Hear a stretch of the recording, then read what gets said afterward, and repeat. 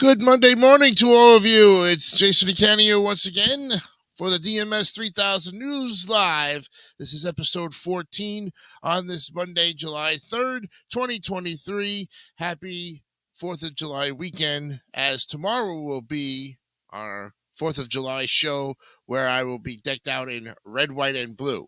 But today, the pre-July show, the pre-4th of July show, doesn't have any fireworks, but we have some great topics for you today as well. Hope you had a fantastic weekend, and I hope you had some time to spend with David, Brandon Martin, and all of them last week, figuring out some great topics and everything else, and of course, learning a lot about what's going on, because we have some fantastic stuff to get to today. So, as always, I am, of course, Jason DeCanio, and I am the co-founder and podcaster of the David 3000 Network. And today on the program, we're going to be looking at the Iran Air Flight 655 shot down on this day. It's happened back in 1988. So we'll look at the historical history of this interesting 35th anniversary. Was it 35? I would think so. 35 years. No, it will. Yeah, it is 35 years to the date. So we'll look at that. And then the big 50th anniversary of Match Game 73. For all you fans out there who are game show buffs, we'll be looking at Gene Rayburn's Match Game. We'll look at the crazy antics, the gameplay, all of that, and so much more. And then coming up at 9:30, towards the last half hour of the program, I'm going to have Tom Willis on the show at 9:30 to promote some of his great new shows that he's going to be doing, as well as chat with the man and catch up on some old times. So we'll hang out with Tom for half an hour towards the end of the program, and I know you will enjoy that as well. Plus, we have, of course, headlines, sports, and what day is today as well. But right now, as always, we're going to get to the headlines and the sports, because that's what we're going to be doing first off. So, we've got some health news for you to start off with. Honeybee deaths rose last year, and here's why farmers would go bust without the bees. Beekeepers lost nearly half of their honeybee colonies last year, and without bees, farmers can't grow the fruits and plants that feed us. So farmers are working harder to get their crops pollinated. Yes, they are. And the Up First briefing: Supreme Court and 2024 elections, French protests, Twitter limits. How will the recent Supreme Court rulings affect presidential campaigns? Protest over the police killing of a French teen raged for nearly a week, and Elon Musk limits how many tweets users can read. Ooh. Months of increasingly violent ethnic clashes have put Northeast India on edge. Around 130 people have died in ethnic violence between two communities in Manipur state that has driven thousands from their home. Heavy rains flood Chicago roads and force a downtown street race to be cut short. The National Weather Forecast Service, or the National Weather Service, warned flooding could be life-threatening, with numerous impassable roads, overflowing creeks and streams, and flooded basements across the Chicago area. Researchers found a rare octopus nursery off the coast of Costa Rica.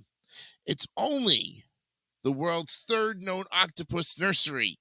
The research team may have also discovered a new species of moose octopus, a genus of small to medium-sized octopus that lacks an ink sac. Oh. Treasury Secretary Yellen set to travel to Beijing to help ease U.S.-China relations. Yellen, who has called the notion of an economic decoupling from China disastrous, has frequently said in the past year that she would like to visit China. Israel stages a deadly large-scale raid on Palestinian Jenin camp in the West Bank. Israeli media said the military also conducted airstrikes, reviving a tactic it had largely halted during the past 2 decades. And the grandmother of the French teen killed by police asked rioters to stop. The grandmother of 17-year-old Nahal said in a telephone interview with French news broadcaster BFM TV, "Don't break windows, buses, and schools. We want to calm things down." And a North Carolina roller coaster closes for repairs after a crack is found in a pillar. Visitors at the Carowinds Amusement Park noticed the crack almost a week before the park shut down the Fury 325. The park's maintenance team is conducting a thorough inspection, the park said. And the FTC is targeting fake customer reviews in a bid to help real-world shoppers. Yes, the proposed rule would outlaw fake reviews, stop companies from paying for good reviews, and prohibit them from illegally suppressing negative reviews. And finally, hundreds arrested and a mayor's home attacked as protests roil France for a fifth straight night. Yes, authorities said that more than 700 were arrested as protests continued in response to the death of a 17-year-old teenager who was fatally shot by police after being stopped for a traffic violation. And those are the headlines today for Monday, July 3rd, 2023. All right, now let's go to the sports. You know, the full 2023 MLB All-Star teams have been unveiled. Major League Baseball announced the full All-Star rosters for the American League and the National League on Sunday, adding the pitchers and reserves to the fan-elected starting lineups that were revealed on June 29th. The 93rd Midsummer Classic takes place on July 11th at T-Mobile Park. The MLB All-Star Game presented by MasterCard will also be on Fox. And this year's rosters include perennial All-Stars such as Mike Trout, the 11th selection and 10th straight fan-elected start, Clayton Kershaw, Nolan Arenado, and Salvador Perez, and Freddie Freeman and Mookie Betts. But the rosters also feature a host of new faces, and this year there are 26 first-time All-Stars, including 15 from the National League. Here are the full 2023 All-Star rosters. There are also 25 internationally born All-Stars in 2023, 15 on the AL, and 10 on the NL. And they represent Cuba, the Dominican Republic, Venezuela, Curacao, and Japan, Canada, and Puerto Rico. 8 Cuban-born players being named All-Stars ends the nation's all-time record. So, the starting lineup for the American League. Jonah Heim at catcher. First base, Yandy Diaz. Second base, Marcus Seaman. Third base, Josh Jung. Shortstop, Corey Seager. Outfielder, Mike Trout. Randy Arozarena. Outfielder, Aaron Judge. And DHing, Shohei Ohtani. Yes, Shohei, actually. The Rangers lead all MLB teams with 4 starting position players, including 3 of the AL's 4 infielders. And that comes as no surprise given their offensive dominance this season. Texas entered Sunday averaging 9.2 runs per game this season, the most by any team since the 2007 Yankees at 5.98. And 2 of the Rangers starters are first-time All-Stars, as 28-year-old Heim and 25-year-old Jung have both had breakout seasons. After finishing 38 games behind Houston in 2022, Texas is in position to win the AL West, and all 4 of its All-Star starters have played major roles in the turnaround. And the National League is going to have this lineup to battle the AL team. At catcher is Sean Murphy, first baseman Freddie Freeman, second base Luis Arraez, third base Nolan Arenado, shortstop Orlando Arcia, or Acacia, I guess if you want to do it that way, outfielder Ronald Acuna Jr., Mookie Betts, and Corbin Carroll, and DHing is JD Martinez. With MLB's best record overall, including a credible 21-4 showing in June, the Braves had 3 position players win the fan vote. For Murphy, who was acquired by Atlanta this offseason in a blockbuster 3-team trade that also featured William Contreras and Estuary Ruiz. A change of scenery has been very welcome, as the catcher has a career-high .949 OPS this season. Arcia has stepped up in a major way following the departure of Dansby Swanson, while Acuna has continued to set records left and right. And so that is the starting lineups for the All-Star game. But let's give you the scores because that's really what you want from all of us. The Orioles continue their winning ways, 16 games over 500, beating the Twins 2-1 yesterday. It was the Nationals 5, Phillies 4, as the Nationals continued to win in the cellar, trying to catch the Mets, who are basically still in fourth place. It was the Braves 6 over the Marlins 6-3. The Brewers beat the Pirates 6-3, as the Pirates are in a little bit of a slump, and the Brewers are back on top of their division again. The Red Sox sweeping the Blue Jays in the series. They win last today, 5-4 to go one game over 500. Still at the bottom of the barrel in that division. Tough division, the AL East, as you got a lot of great teams, including the Baltimore Orioles, trying to catch the Rays. It was the Reds still dominating their winning ways. They beat the Padres 4-3 to go 45-39 going into this next week. The Royals, well, as bad as they're playing, they beat the tough Dodgers and they smoked them 9-1. It was the Cardinals over the Yankees 5-1, upsetting the Yankees big time as the Cardinals are struggling a little bit too. The Astros beat the Rangers 5-3 as the Astros are trying to catch the Rangers in the AL West. That division again tough as well. Tigers, well, they're struggling a little bit. They beat the lowly Rockies, who are in last place in the NL West, 14-9. It was the Angels over the D-backs 5-2.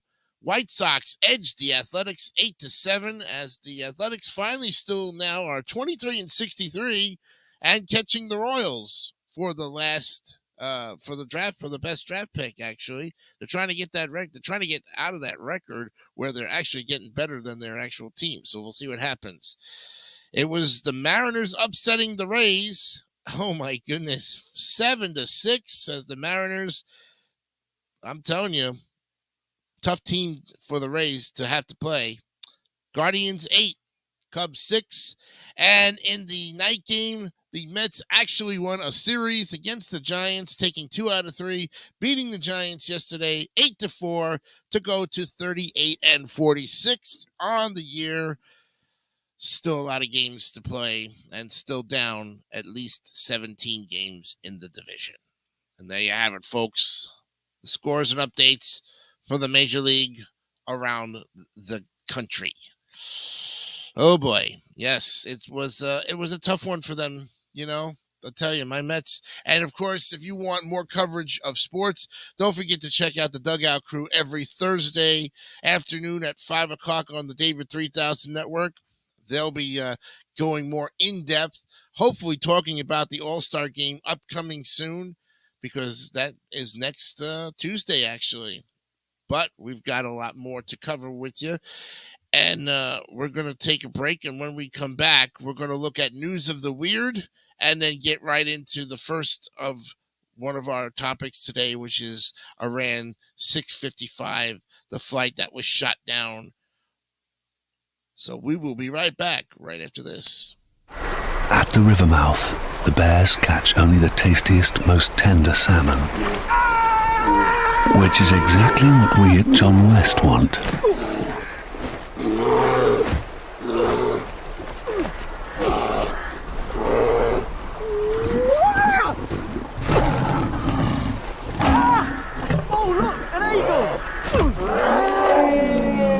John West endured the worst to bring you the best. Hello, ladies. Look at your man. Now back to me. Now back at your man. Now back to me. Sadly, he isn't me. But if he stopped using lady-scented body wash and switched to Old Spice, he could smell like he's me. Look down. Back up. Where are you? You're on a boat with the man your man could smell like. What's in your hand? Back at me. I have it. It's an oyster with 2 tickets to that thing you love. Look again. The tickets are now diamond. Anything is possible when your man smells like Old Spice and not a lady. I'm on a horse. Ship my pants? Right here? Ship my pants, you're kidding. You can ship your pants right here. You hear that? I can ship my pants for free. Wow, I just may ship my pants. Yeah, ship your pants. Billy, you can ship your pants too. I can't wait to ship my pants, Dad. I just shipped my pants, and it's very convenient. Very convenient. I just shipped my drawers. I just shipped my nightie. I just shipped my bed.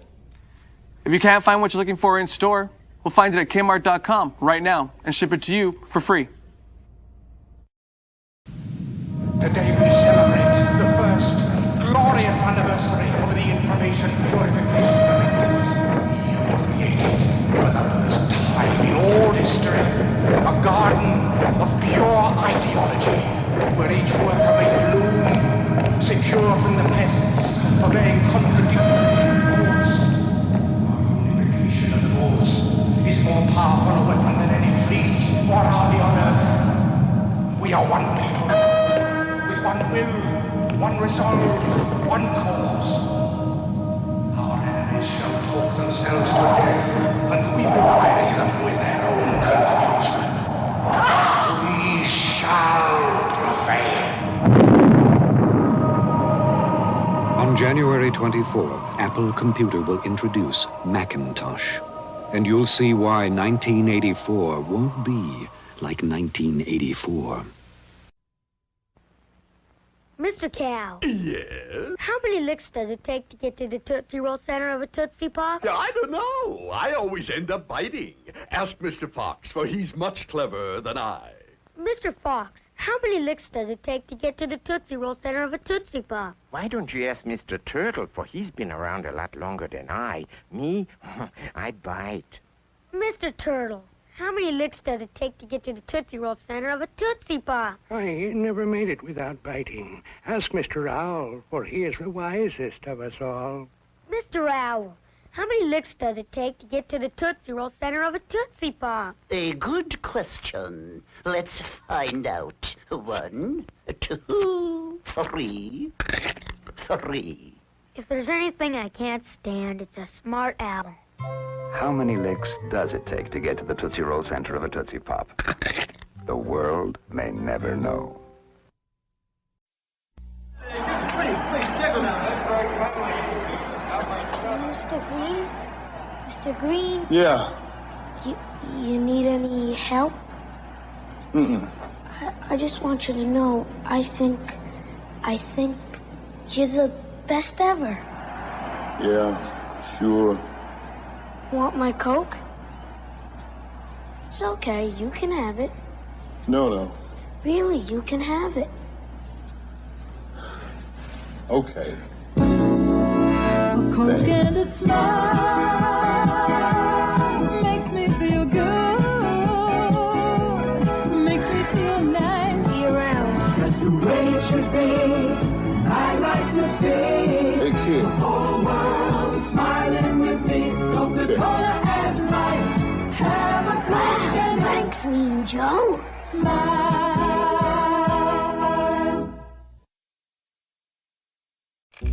Ow! So you think Santa will like these red and green M&Ms? I don't know. I never met the guy.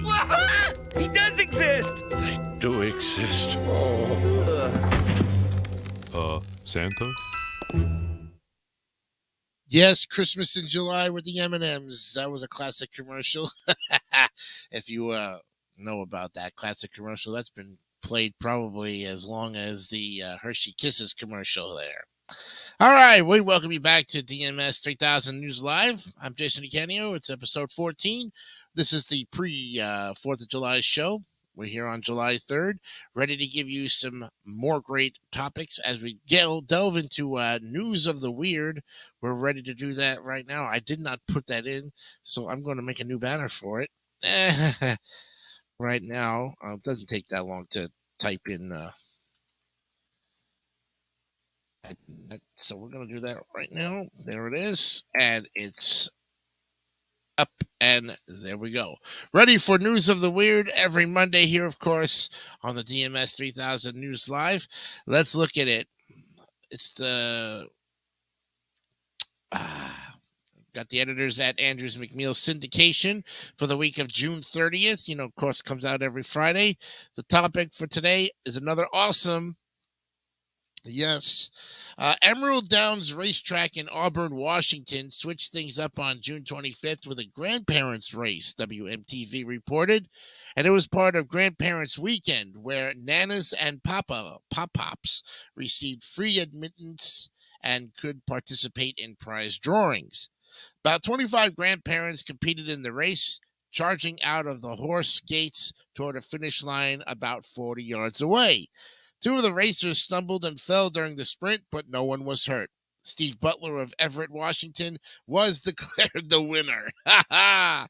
And the Codahelly medieval house in Cornwall, England, was all set to be the site of a 5-day cherry-picking festival starting on June 28th, the BBC reported, but blackbirds foiled the plan. Laura Jarman of the National Trust said that 80 trees were full of the fruits on June 19th, but 2 days later, the gardener came to tell me they'd all gone, feasted on by the very cheeky blackbirds. They're so cute, we don't mind too much, she added. The site still plans to host an apple-picking event later in the year. 46-year-old Paavo Arunmäki, the deputy mayor of Helsinki, Finland, was caught in the act on June 23rd, and he and a friend spray-painted graffiti in a railway tunnel in the capital city, the Associated Press reported. The Finnish Transport Infrastructure Agency said the cost to clean up the graffiti would cost about $3,830, but it's not clear if the deputy mayor will face charges. I have committed a crime and bear full responsibility for it, Arunmäki said, calling his actions stupid fooling around. However, he is refusing to resign his position. 19-year-old Tristan Stetina was charged with a 5th-degree assault. Who knew degrees went to 5? After an incident in a Mankato, Minnesota restaurant on June 23rd, KSTP-TV reported, and police officers were called to the business after Stetina allegedly arrived there and began yelling and throwing Skittles at employees and customers. One victim said she experienced stinging on her back after being hit with one of the candies. Officers who were familiar with Stetina found him nearby and placed him under arrest. Because he resisted, he was also charged with obstruction of the legal process and disorderly conduct. Public restrooms are a gamble on the best day, but in Columbus, Indiana, a discovery in the bathroom at Mill Race Park raised the bar. David Lancaster, part of the cleaning crew, found a dead octopus in the toilet there. On June 22nd, with its long tentacles hanging out of the bowl. Now, folks, picture this. You know, you've seen snakes in toilet bowls before, right? Okay. But never an octopus. And this is the first time that an octopus decides to make its presence known to everyone in the men's room. Yeah. Fox 59 TV reported that Mark Jones, director of the park department, said he didn't know how the octopus had come to be in the toilet, but it had been removed. And I'm just saying to myself, how in the heck could they remove an octopus when the tentacles basically stick to the bowl and it doesn't want to let go? You know what I mean? All right. Poor thing. Harvard Business School professor Francesca Gino, Francesca Gino, who researches dishonesty and unethical behavior, is in the hot seat with her administration for submitting work that falsified results. Yeah, NPR reported on June 26th that several people have alleged that Gino changed data in at least 4 papers about her studies. She is currently on administrative leave. For her part, Gino did not confirm or deny the claims, but said she is limited into what I can say publicly. I want to assure you that I take the allegations seriously and they will be addressed. Investigators said they found incidents of fraud spanning more than a decade. Wow. And when an Oak Park and River Forest High School in Oak Park, Illinois, underwent a cybersecurity audit, TechCrunch reported the vendor mistakenly reset every student's password, which prevented students from being able to log into their Google account. Oh, boy. Talk about a cyber breach.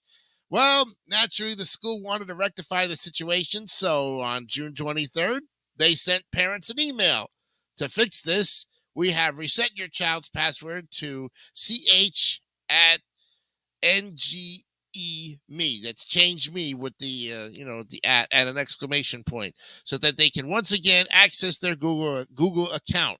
We strongly suggest that your child update their password to their own unique password as soon as possible. What could go wrong? Manning Peterson, an OPRF student's mom, noted, "This is terribly insecure, and you have just invited every single student's accounts to get hacked." It took the school a day to realize its mistake, whereupon it promised to send a special password process that will be unique to your specific account. Well, high-pointing enthusiasts seek to find tallest points in a geographic region. The hobby intrigues former Colorado resident Andrew Carr, so it's only natural that in his new home state of Florida, he'd continued the quest. According to the Messenger, Carr has pledged to submit the highest point of every county in Florida, the flattest state in the country. He studies maps, rents kayaks, and asks landowners for permission to cross their property to achieve his goal. And he's almost there. He's summited in 61 out of 67 counties. Wow. And a Brooklyn-based art collective called MSCHF, that's Mischief, created a teeny tiny handbag that sold for $63,000 at auction on June 28th, CNN reported. $63,000. Now, hold on, folks, just before we go on. Anything that costs about $63,000, so teeny tiny, really? Come on, guys. We could be feeding the homeless people around the world with $63,000 worth of great food. And what happens? Somebody's got to buy a purse that means absolutely nothing to nobody, right? Well, the neon green bag, and I will continue the article because I know you're just dying to find out what this thing looks like. It's a neon green bag measuring less than 0.03 inches wide, and is fashioned after an iconic Louis Vuitton bag called the On The Go Tote. But it was not sanctioned by the designer. Oh, no. It was not sanctioned by the designer. It was made using technology that prints 3D microscale plastic parts and was sold with a microscope so the owner can see it. $63,000, folks, for a purse. My, have we gone really south for the winter. And that's why they call it News of the Weird, folks, right? That's why they call it News of the Weird. All right. The Bridge of Flowers between Shelburne and Buckland, Massachusetts, draws walkers from both cities to view the flora alongside the footbridge. Mass Live reported, but now the Bridge of Flowers Committee is asking residents not to scatter loved ones' ashes there. It's not healthy, said Carol Angus, co-chair of the committee. The gardeners and volunteers are then exposed to the human remains, and the leaves and roots of the plants are damaged. It's very upsetting, Angus added. At Bangkok's Don Mueang Airport on June 29th, a 57-year-old Thai woman was preparing to board a flight when she became caught in the moving walkway in Terminal 2. Ooh! The Guardian reported, or the Guardian, that is. The lower part of the woman's leg was trapped beneath the belt at the end of the walkway. A medical team had to amputate her leg above the knee, and she then was transferred to a hospital to assess the chances of reattaching her leg.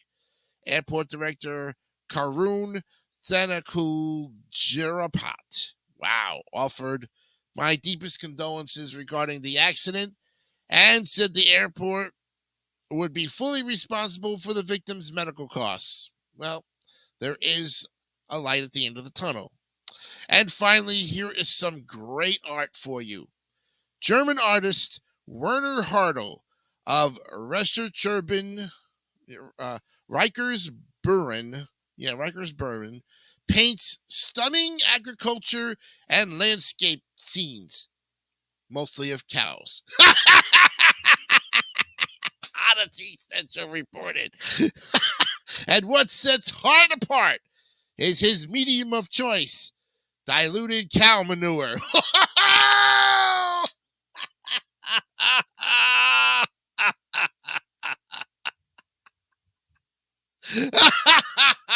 I'm telling you. Yes. Hart places a canister beneath a cow's rear end as it it poops and then mixes the dung with water. Oh my goodness. I use watered down dung for the light shades. I use dung with no water mixed in for the dark shades. Hart explained, when it is wet, the paint is a bit funky, but when it's completely dry, it doesn't smell anymore, he said. Oh! So only when it's wet does cow dung really have an odor. Send your weird news items with subject line Weird News to Weird News Tips at amuniversal.com. And of course, the guys at uexpress.com from Andrews McNeil Syndication for News of the Weird. Yeah. Cow dung, folks. You gotta love it. You know, I told you a long time ago when we did these that Chuck Shepard was the one who started this all, and he's got some fantastic stuff. We'll be looking at the archives of Chuck Shepard later on as our series continues here every week. We'll be looking at some archives that have really touched the 25-year span of News of the Weird. And I tell you, folks, when you look back and you see all of this stuff and you say to yourself, could this possibly be true? Well, yeah, it is true, folks. It's weird, but it's true. And we have Cypress TV live and raw. Yes, great show this morning. And of course, like I said, our man of the hour today, or half hour today, Tom Willis, will be on the show at 9:30 to talk about his great new programs that he's going to be hosting. And we'll, of course, chat with him and get his look at everything of life in a different way, as they say. The time now is 8:33, and we're going to get ready to set up for our next article, which is coming up right now. I want to scroll down and pull up the next story here. And meanwhile, we'd love to hear from you. In fact, we just picked up a new subscriber, so our subscriber count is now at 1,003 subscribers. If you haven't yet subscribed to the David 3000 Network and you would like to subscribe, just hit that subscribe button. Give us a thumbs up. And, of course, whatever program fancy you like to watch, there's a great variety of programs on the David 3000 Network. And as well, I have some channels as well that talk about the history of Queens and the legacy of the people of Queens and New York, and also Jay's Retro Toys and Games and the Legends of Smooth Jazz. So in the meantime, while we're, getting everybody here at the David 3000 Network, check out, everybody who's associated with the channel, go and subscribe to their channel as well, so we can all be one big happy family. All right. So our first topic today is looking at the Iran Air Flight 655. Today was shot down on this day, July 3rd, back in 1988. So let's go ahead and look at this historic flight and give you all the information. Of course, all of our information comes from the Wikipedia, the free encyclopedia. Iran Air Flight 655 was a scheduled passenger flight from Tehran to Dubai via Bandar Abbas that was shot down on this day, 1988, by two SM-2MR surface-to-air missiles fired by the USS Vincennes, which was a guided missile cruiser of the United States Navy. The missiles hit the aircraft, an Airbus A300, while it was flying its usual route over Iran's territorial waters in the Persian Gulf. Shortly after the flight departed its stopover location, Bandar Abbas International Airport. All 290 people on board were killed. The attack occurred during the Iran-Iraq War, which had been continuing for nearly 8 years. Vincennes had entered Iranian territorial waters after one of its helicopters drew warning fire from Iranian speedboats operating within Iranian territorial limits. The reason for the downing has been disputed between the governments of the two countries, and according to the United States, the Vincennes crew had incorrectly identified the Airbus as an attacking F-14 Tomcat, a U.S.-made jet fighter that had been part of the Iranian Air Force inventory since the 1970s. And while the F-14s had been supplied to Iran in an air-to-air configuration, the Vincennes crew had been briefed that the Iranian F-14s were equipped with air-to-ground ordnance. The U.S. military asserts that the Vincennes had made 10 attempts to contact the aircraft both on military and civilian frequencies, but received no response. Now, according to Iran, the cruiser negligently shot down the aircraft, which was transmitting IFF squawks in Mode 3, a signal that identified it as a civilian aircraft and not Mode 2 as used by Iranian military aircraft. The event generated a great deal of criticism of the United States. Some analysts blamed the captain of Vincennes, William C. Rogers III, for overly aggressive behavior in a tense and dangerous environment. In the days immediately following the incident, President Ronald Reagan issued a written diplomatic note to the Iranian government expressing deep regret. And when Reagan was directly asked if he considered the statement an apology, he replied yes. However, the U.S. continued to insist that Vincennes was acting in self-defense. In 1996, during the Clinton administration, the governments of the U.S. and Iran reached a settlement at the International Court of Justice, which included the statement, "The United States recognized the aerial incident of July 3, 1988 as a terrible human tragedy and expressed deep regret over the loss of lives caused by the incident.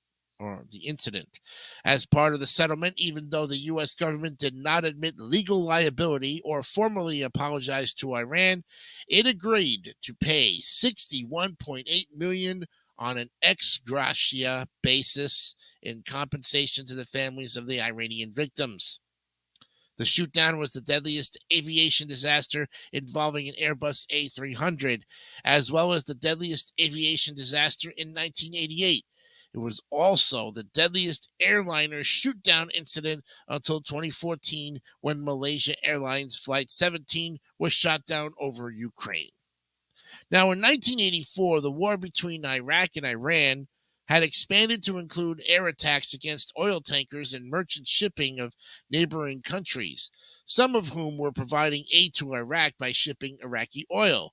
The Flight 655 incident occurred a year after the USS Stark incident, during which the Iraqi Air Force attacked the U.S. Navy-guided missile frigate USS Stark on the 17th of May, 1987, killing 37 American sailors. U.S. naval forces had also exchanged gunfire with Iranian gunboats in late 1987, and the guided missile frigate USS Samuel B. Roberts had struck an Iranian sea mine in April of 1988. 2 months before the incident, the U.S. had engaged in Operation Praying Mantis, resulting in the sinkings of the Iranian frigate Sahand, the Iranian fast attack craft Josan, and 3 Iranian speedboats. Also, the Iranian frigate Sabian was crippled, 2 Iranian platforms were destroyed, and an Iranian fighter was damaged. A total of at least 56 Iranian crew were killed, while the U.S. suffered the loss of only 1 helicopter, which crashed apparently by accident, and its 2 pilots were killed. Tensions were high in the Strait of Hormuz at the time of the incident with Flight 655.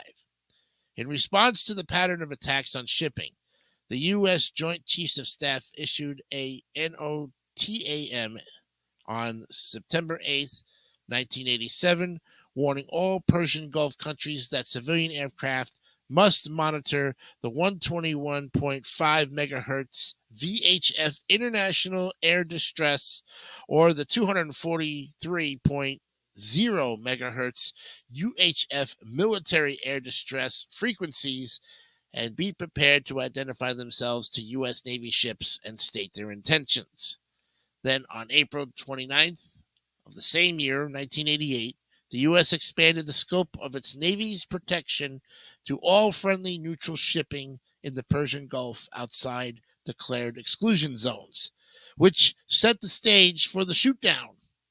At about the same time, Vincennes was rushed to the area on a short notice deployment, and as a result of high-level decisions to compensate for the lack of AWACS coverage, which was hampering U.S. monitoring of the southern Persian Gulf, Vincennes was fitted with the then-new Aegis combat system and under the command of Captain William C. Rogers III at the time of the shootdown. As the Strait of Hormuz at its narrowest is 21 nautical miles wide, in order to traverse the strait, ships must stay within sea lanes that pass through the territorial waters of Iran and Oman under the transit passage provisions of customary laws of the sea, and it is normal for ships, including warships, entering or leaving the Persian Gulf to transit Iranian territorial waters. During the Iran-Iraq War, the Iranian forces frequently boarded and inspected neutral cargo ships in the Strait of Hormuz in search of contraband destined for Iraq. And while legal under international law, these inspections added to the tensions in the area.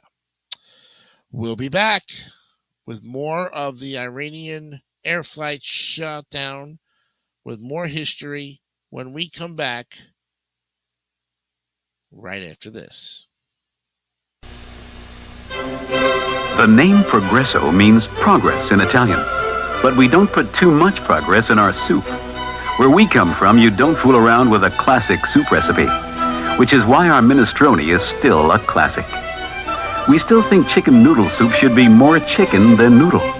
That may not be progress, but it's delicious. It's not that Progresso is against progress. It's just that too much progress would spoil the Progresso. Every 2 seconds, somebody bangs up a car. Making him look like new again keeps 185,000 auto body specialists on the job. At Apex Tech, we have a training program to get you ready for this kind of work in 6 months. The latest unibody frame straightening equipment. We show you how to operate it. Auto glass, welding. You learn by working alongside a professional. Precision grinding and finishing. Finally, painting and pinstriping. Not many jobs give you the satisfaction of seeing your finished product. Now tell me, is there any part of this you think you couldn't learn? Give us a call now, and we'll pick out a time, day or evening, for you to come in to our shops in person, talk about job placement and what kind of financial help from the government you may be entitled to towards your training, and look over the professional tools you get to keep when you finish your training. 924-7373. Give us a call. Our switchboard is open now. Make your home the showplace of your neighborhood. At last, a beautiful house that's really maintenance-free. Garden State Brick Face is 3 layers of tough, steel-reinforced cement that will seal and insulate your home. Brick face, stucco, or stone face, our skilled craftsmen will create a beautiful, customized, maintenance-free exterior on your home. Call now for a free estimate. For a free estimate, call 1-800-228-6600. Call now, or look us up in the yellow pages under Brick. It happens every day in the tri-state area, rain or shine. Our people get ready and open the doors. We're your neighbors, family, friends. Our kids go to school with your kids. We're not a national chain store. We're your hometown store. And it matters to us how you're treated, because we want you to come back time after time and year after year. PC Richard & Son, family owned and operated for 104 years, and here for you always. Beat the heat! Beat the heat with a fan or air conditioner from Crazy Eddie. Get the guaranteed lowest sale prices anywhere on electric fans and air conditioners. It's going to be a long, hot summer, and the prices of electric fans and air conditioners are going to go up, up, up with the temperature. So get an electric fan or air conditioner on sale from Crazy Eddie now. Shop around, get the lowest sale prices you can find, then go to Crazy Eddie and he'll beat them. So be cool and beat the heat. See Crazy Eddie now. His prices are in.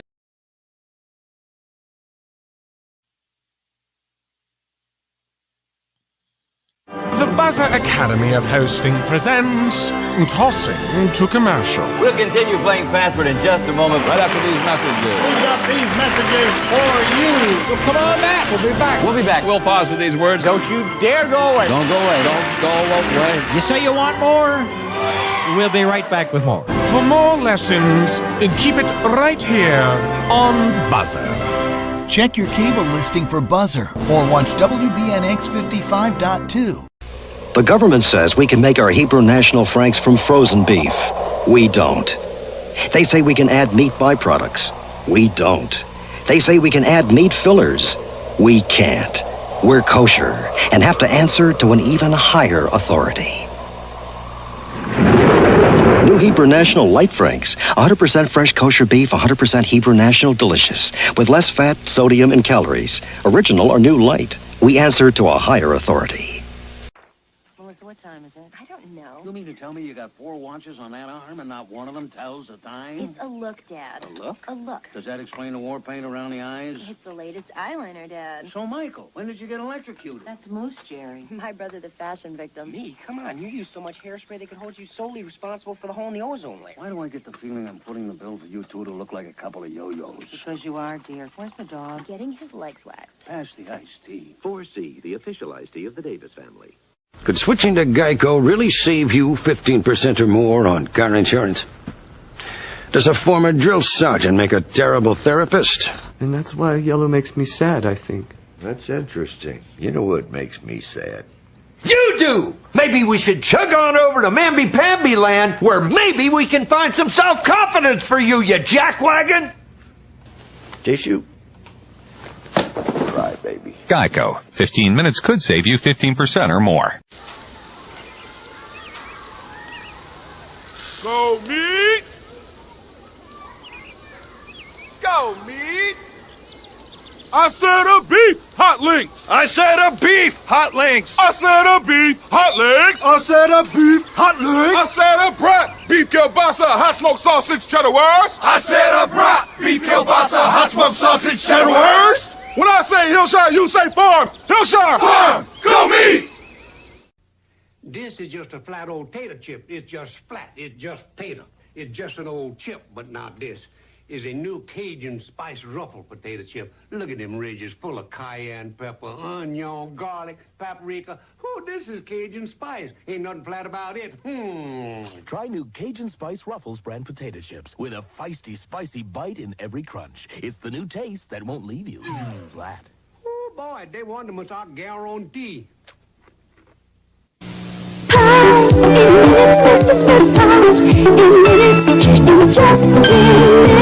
got it made. Fast in the oven, faster yet in the microwave. In just 10 minutes, you've got it made. There's only one pie with this much real fruit and a crust this tender and flaky in its own microwave pan. Pie in minutes, pie in minutes. In just 10 minutes, you've got it made. Yeah. Well, welcome back to the DMS 3000 News Live. I'm Jason Icanio. Episode 14 is still upon us here. And we're looking at Iran Air Flight 655 shot down on this date. It's the 35th anniversary of the incident that happened. And we were giving you some information pertaining to that. So we're going to get you back on it. And definitely, let's go ahead and continue on with it. There we go. There's the there's the better scroll down there for you as well. All right. So the plane, which was an Airbus A300, registered as EPIBU, was under the control of 37-year-old Captain Mohsen Rezian. He was a a veteran pilot with 7,000 hours of flight time, 31-year-old First Officer Cameron Taimore, and 33-year-old flight engineer Mohammed Reza Amini. It left Bandar Abbas at 10:17 Iran time, 27 minutes after its scheduled departure time. It should have been a 28-minute flight, but after takeoff, it was directed by the Bandar Abbas Tower to turn on its transponder and proceed over the Persian Gulf.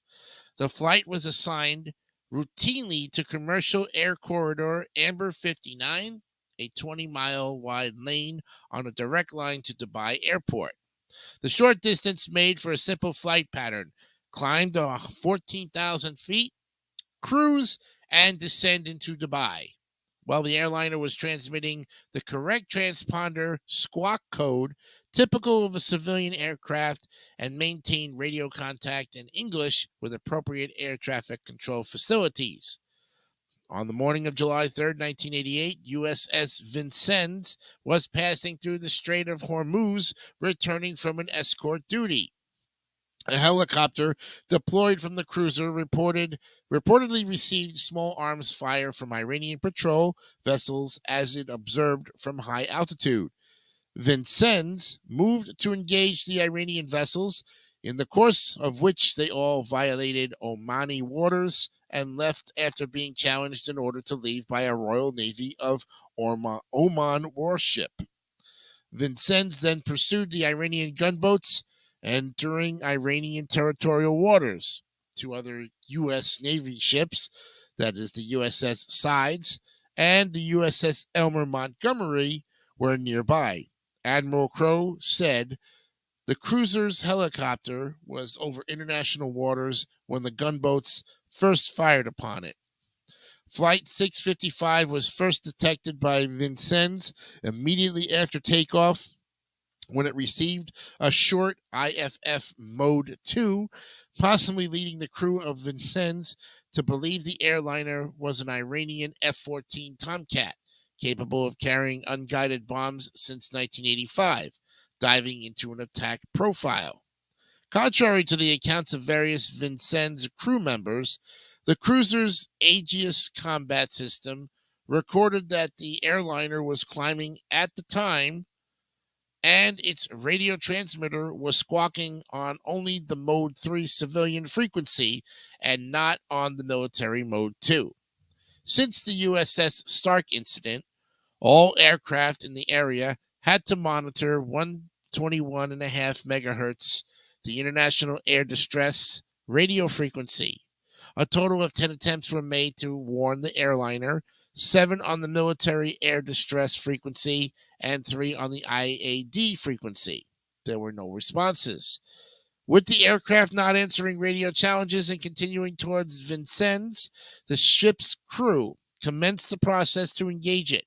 The naval officer responsible for authorizing a missile launch, the watch's anti-air warfare coordinator, pushed wrong buttons no fewer than 5 times in response to a system message to select a weapon. In the meantime, the officer in charge of firing missiles, the watch's missile system supervisor, pushed request radiation assign no fewer than 22 times, all without effect due to the AAWC not completing the appropriate process at his console. The AAWC finally selected the correct input at his console, allowing the MSS to again push request radiation assign and continue the procedure. At 10:24 with 22 seconds, with the aircraft at a range of 10 nautical miles, Vincennes fired 2 SM-2MR surface-to-air missiles. The first missile intercepted the airliner at 10:24 at a range of 8 nautical miles, and the second missile intercepted the airliner shortly after. The plane disintegrated immediately and soon crashed into the water. None of the 290 passengers and crew on board survived. The cockpit voice recorder and flight data recorder were never found. And at the time the missiles were launched, the Vincennes was located at 2630 47 North, 56 0057 East, placing it within the 12-mile limit of Iranian territorial seas. The location of Vincennes in Iranian territorial waters at the time of the incident was admitted by the U.S. government in legal briefs and publicly by Chairman of the Joint Chiefs of Staff, Admiral William J. Crowe, on Nightline. And according to the documents Iran submitted to the International Court of Justice, the aircraft was carrying 290 people, 274 passengers, and a crew of 16.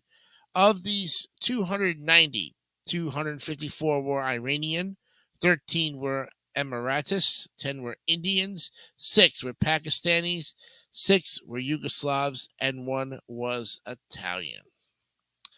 It's a sad time for this particular incident, as this is the 35th anniversary of this chilling shutdown of a plane that barely was just going to take passengers back to Dubai. And as I said before at the top of the hour, the United States was responsible for the incident, and they paid out $61.8 million to cover the cost of the damage to the plane. Well, coming up next on the program, it is 8:56 in the hour. We'll be looking at the 50th anniversary of Match Game 73, folks. Yes, we'll look at that.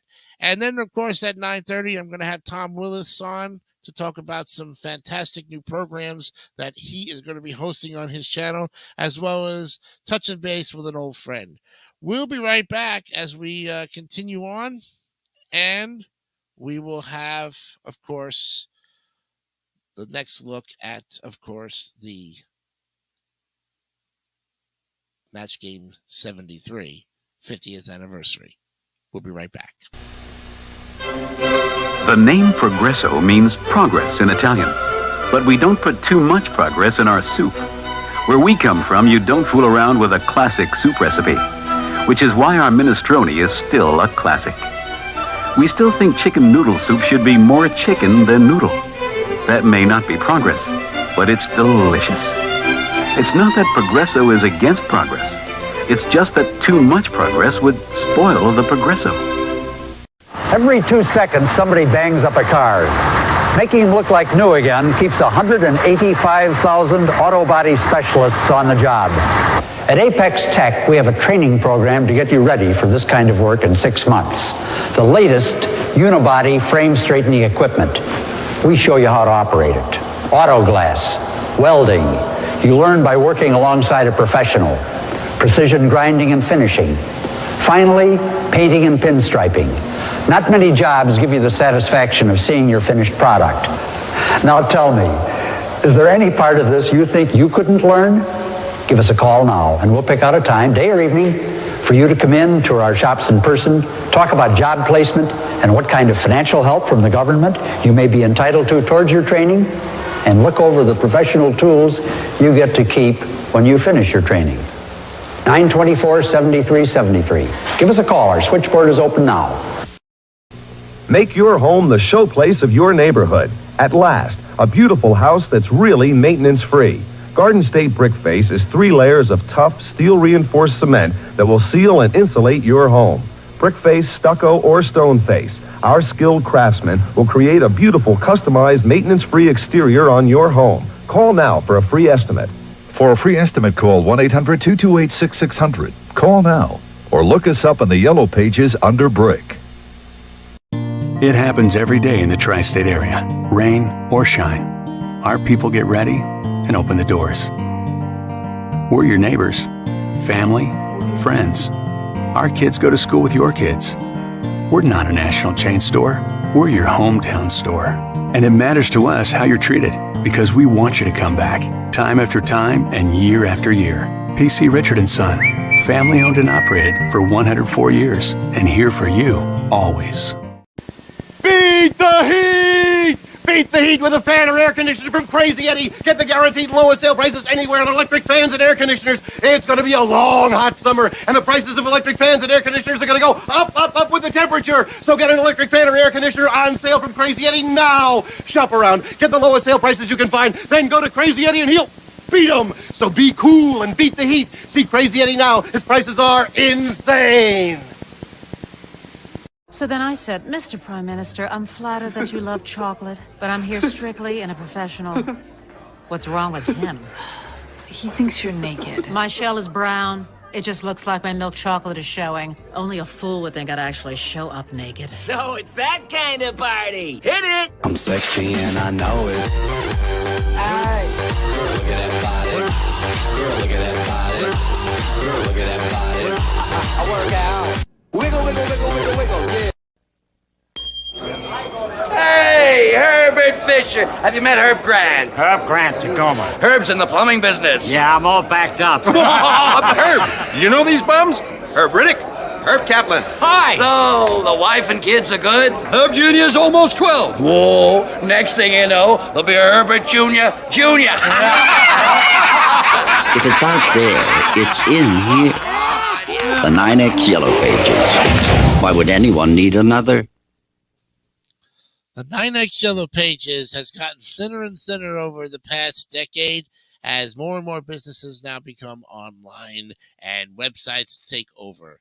Back in the days, remember, you used to get the telephone Yellow Pages book. In fact, we'll look at the history of the Yellow Pages at a future show sometime next week. And if you have a topic that you would like us to cover here on the DMS 3000 News Live show, please drop us a line, and we would love to hear from you, because all news is all information, regardless of whether it's a historic event, something that's happened, or is, has happened and we need to cover it, or we would like to commemorate something of a specific person, place, event, whatever the case. Speaking of which, we've got a great next topic up here for you. It's the 50th anniversary of the Match Game, especially the Match Game 73. So in this case, because of the fact that, Match Game started in actually 1962, but we're going to be focusing on the 70s version. But let's give you a little brief history about the Match Game and tell you all about it. As you probably know, for all those game show buffs, Match Game is an American television panel game show that premiered on NBC in 1962 and has been revived several times over the course of the last 6 decades. Yes, the game features contestants trying to match answers given by celebrity panelists to fill-in-the-blank questions. Beginning with the CBS run of the 70s, the questions are often formed as humorous double entendres. Yes, the Match Game in its original version ran on NBC's daytime lineup from 1962 until 69. The show returned with a significantly changed format in 73 on CBS, also in daytime, and became a major success with an expanded panel, larger cash payouts, and emphasis on humor. The CBS series, referred to on air as Match Game 73 to start and updated every new year, ran until 1979 on CBS, at which point it moved to first-run syndication, without the year attached to the title, as Match Game, and ran for 3 more seasons, ending in 1982. Concurrently with the weekday run from 75 to 81, a once-a-week fringe time version, Match Game PM, was also offered in syndication for airing just before primetime hours. Match Game returned to NBC in 1983 as part of a 60-minute hybrid series with Hollywood Squares, then saw a daytime ABC run in 1990 and another for syndication in 1998. Each of these series lasted 1 season. It returned to ABC in a weekly primetime edition on June 26, 2016, running as an off-season replacement series, all using the 70s format as their basis with varying modifications. The series was a production of Mark Goodson, Bill Todman Productions, along with its successor companies, and has been franchised around the world, sometimes under the name Blankety Blanks. Then in 2013, TV Guide ranked the 73 to 79 CBS version of Match Game as number 4 on its list of the 60 greatest game shows ever. It was twice nominated for the Daytime Emmy Award for Outstanding Game Show in 76 and 77. And since 2010, Match Game has been parodied by drag artist RuPaul in his hit series RuPaul's Drag Race as Snatch Game, where the contestants each impersonate a different celebrity for comedic effect. Now, we're going to go down and look at primarily the Match Game 73 to 79 version because it officially turns 50 years old today. In the early 70s, CBS Vice President Fred Silverman began overhauling the network's programming as part of what has colloquially become known as the Royal Purge. So as part of this overhaul, the network reintroduced game shows beginning in 1972, and one of the first new offerings was The New Price is Right, a radically overhauled version of the 50s game show, The Price is Right. The success of The New Price is Right prompted Silverman to commission more game shows.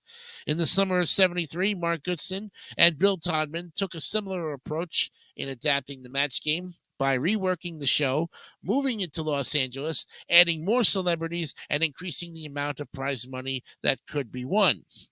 It was this show, along with the Bob Stewart game shows, the $10,000 Pyramid, 3 on a Match, and Jackpot, and the Heater Quigley show Gambit, that reintroduced 5-figure payouts for the first time since the quiz show scandals of the late 50s. The new version had Gene Rayburn returning as host and Johnny Olson returning as the announcer. The gameplay for this version had 2 solo contestants attempting to match the answers given by a 6-celebrity panel. Richard Dawson was the first regular panelist. Due to CBS News coverage of the Watergate hearings, the network delayed the premiere 1 week from its slated date on June 25th to July 2nd. The first week's panelists were Dawson, Michael Landon, Vicki Lawrence, Jack Klugman, Joanne Flug, and Anita Gillette. Rayburn reassured viewers of the first week of CBS shows that this is your old favorite, updated with more action, more money, and as you can see, more celebrities. The first few weeks of the show were somewhat different from the rest of the run. At first, many of the questions fit into the more bland and innocuous mold of the earlier seasons of the original series. In addition, many of the frequent panelists on the early episodes were not regulars later in the series, but happened to appear on the 60s version, including Klugman, Arlene Francis, and Bert Convy. However, the double entendre in the question, Johnny always put butter on his blank, marked a turning point in the questions on the show. Soon, the tone of Rayburn's questions changed notably, leaving behind staid topics that the Match Game had first disposed of in 1963 for more risque humor. Celebrity panelist Brett Summers, Klugman's wife at the time, and Charles Nelson Riley began as guest panelists on the program, with Summers brought in at the request of Klugman, who felt she would make a nice fit on the program. The chemistry between Summers and Riley prompted Goodson, Todman, and CBS to hire them as regular panelists. Summers remained on the show until 1982, while Riley continued appearing through the 83 to 84 and 90 to 91 revivals, with a brief break in 74 to 75 when Gary Berghoff, Nipsey Russell, and Rip Taylor substituted for him. Berghoff and Russell continued to appear as semi-regular panelists afterward. Celebrity panelists appeared in week-long blocks due to the show's production schedule. A number of celebrities, including Betty White, Dick Martin, Marshall Wallace, Bill Daly, McLean Stevenson, Fannie Flagg, Elaine Joyce, Sarah Kennedy, Patty Deutsch, Mary Wicks, Bill Anderson, and Joyce Bulifant were semi-regular panelists, usually appearing several times a year. Celebrity panelists also included personalities from other Goodson-Todman-produced game shows, such as The Price is Right's Bob Barker, Anitra Ford, Janice Pennington, and Holly Hallstrom, and Password's Alan Ludden. The panelists were all seated in a strict order. the male guest panelist of the week, Summers.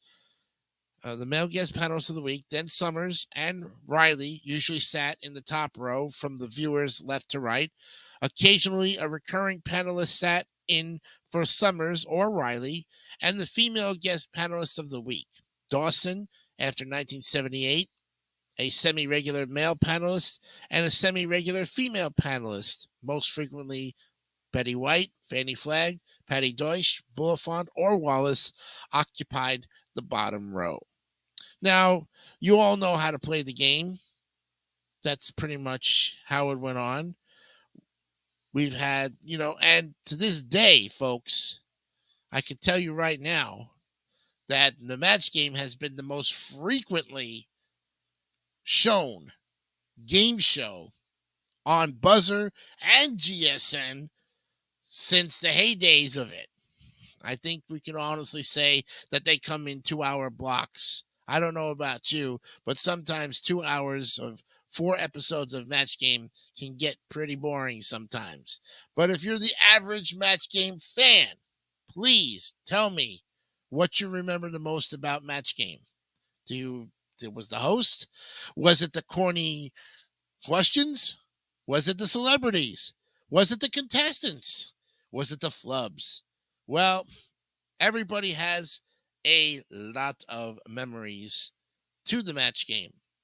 My thing about the Match Game that I remember mostly, because I was just a baby when the show was coming to the end of its season run from 73 to 79, I just remember watching it with my grandmother, and the music is what really the think music is what really sparked my interest in the Match Game. When you hear that think music and people are writing down the answers to what they think is the match to the question, the Match Game is on. You don't have to watch it. You can cover the TV and just listen to it like a radio program, but everybody has a different memory of it in some way, shape, or form. And we wish the Match Game 73 a happy 50th anniversary and hope that it'll be around for another 50 years as far as in reruns, or if they make a new version, minus Alec Baldwin, of course, and it lasts a little bit longer than one season. Seems like every time that they've done a revival of the program, it only lasts 1 year, maybe 2 at the top, or the most. I don't know if it's just hard to get celebrities nowadays to fill in the panelists, to fill in for the time, maybe shooting schedule. You would also think with the writer's strike going on and everything right now that it would be hard to even produce new material for the games, even for the game show era. I wouldn't know because I'm not a writer, but I can guarantee you that every day the Match Game 73 to 79 version comes your way and it dominates the Buzzer Network like you wouldn't believe. It's 9:13. We're coming into the middle part of the 9 o'clock hour in about 15 minutes. I'm going to have Tom Willis come on, and we're going to talk some great stuff about some new programs that he's launching, hopefully this summer or maybe this fall. We'll see what the agenda is. We will be right back right after this. At the river mouth, the bears catch only the tastiest, most tender salmon. Which is exactly what we at John West want.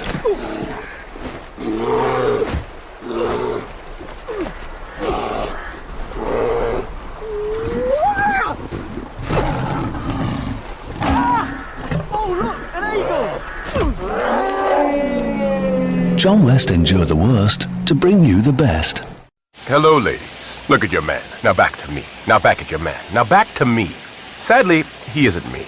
But if he stopped using lady-scented body wash and switched to Old Spice, he could smell like he's me. Look down. Back up. Where are you? You're on a boat with the man your man could smell like.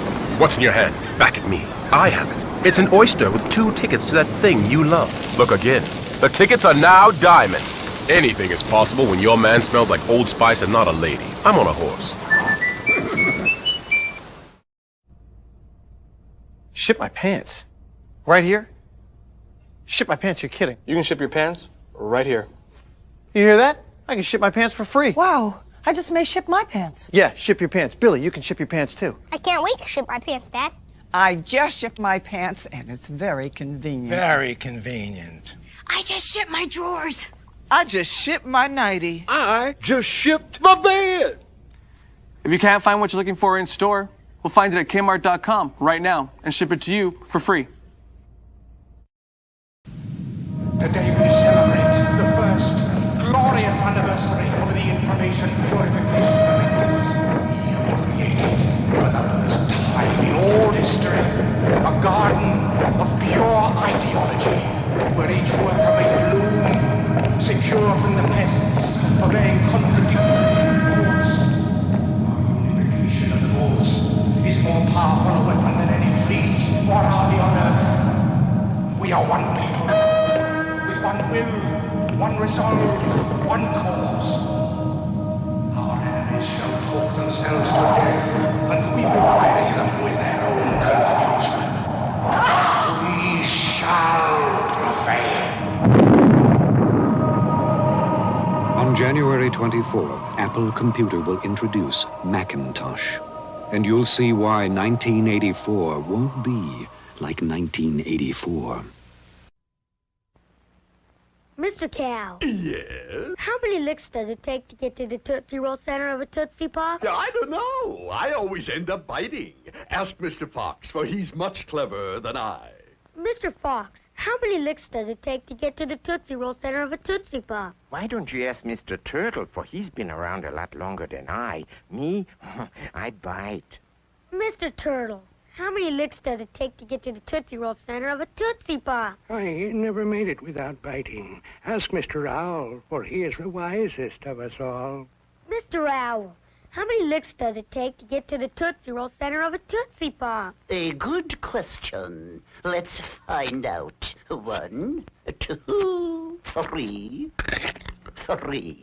If there's anything I can't stand, it's a smart owl. How many licks does it take to get to the Tootsie Roll center of a Tootsie Pop? The world may never know. Please, jiggle now. Mr. Green? Mr. Green? Yeah. You need any help? Mm-mm. I just want you to know, I think you're the best ever. Yeah, sure. Want my Coke? It's okay, you can have it. No. Really, you can have it. Okay. A Coke and a smile makes me feel good. Makes me feel nice. Be around. That's the way it should be. I like to see Hey, kid. the whole world smiling with me. Coca-Cola as life. Have a Coke and thanks, Mean Joe. Smile.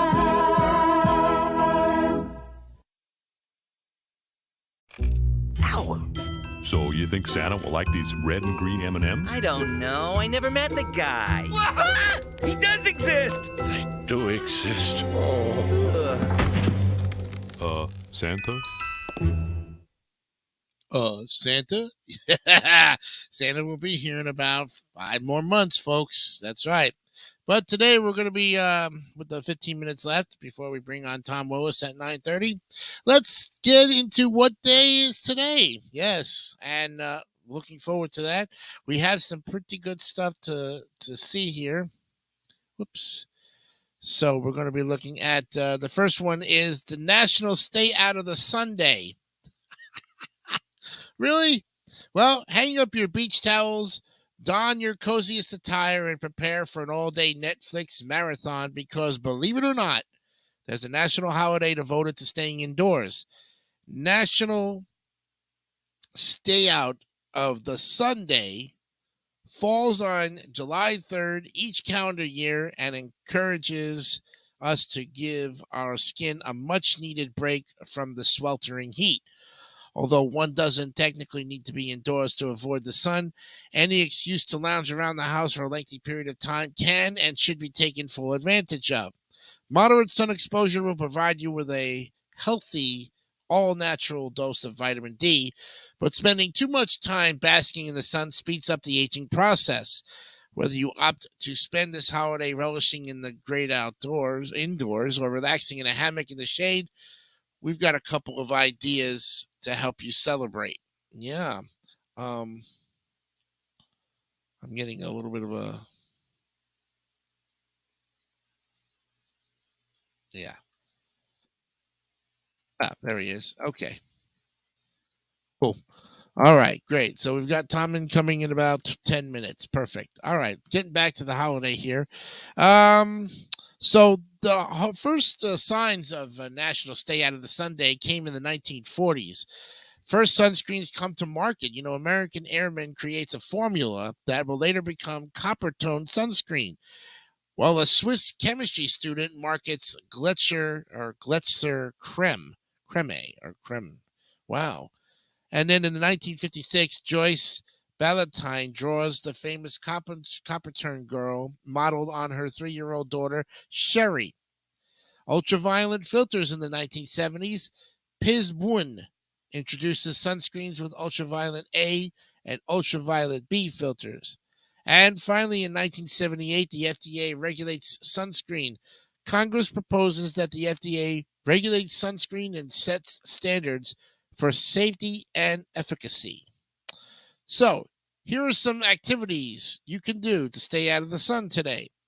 Beat the heat by spending the day indoors. You know, the average person has about 1 million things on their to-do list, so why not use this day as an opportunity to knock some of those out?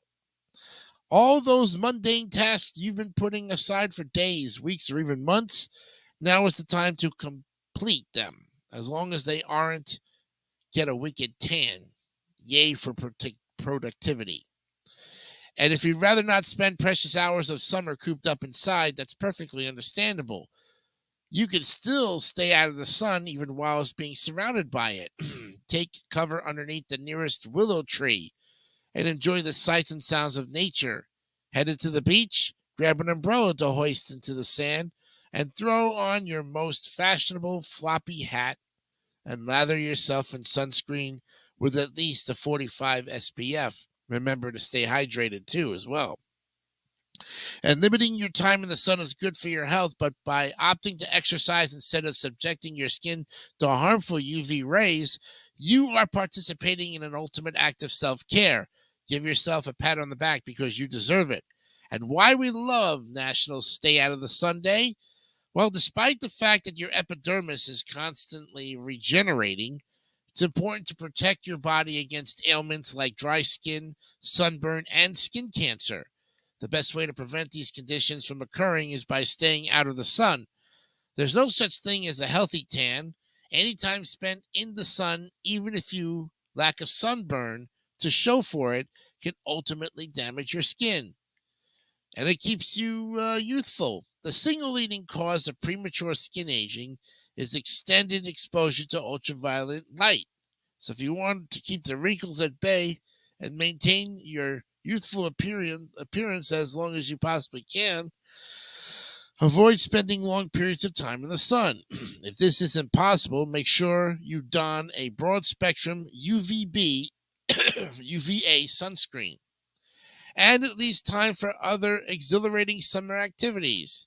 There are 101 ways to celebrate summer that don't involve direct sunlight. You can see a movie, visit a long-lost friend, volunteer at a local animal shelter, grocery shop. Hey, some people find this fun, etc. Find something that intrigues you to, and go for it, because you'll thank yourself later on by staying a lot cooler. And there you have it, friends. National Stay Out of the Sun Day, which is today, July 3rd, 2023. Got time for one more. And let's see. Let's see if we can. Oh, here we go. Now, for all you people, let's see. We talked about chocolate pudding. We also talked about ice cream. But now, today, we're going to be talking about National Chocolate Wafer Day. Ooh, yes.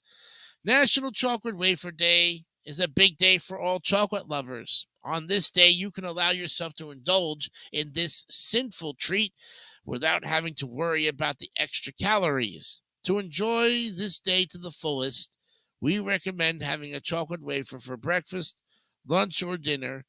Chocolate wafers are also known as wafer cookies, sugar wafers, sugar biscuits, and fairy wafers.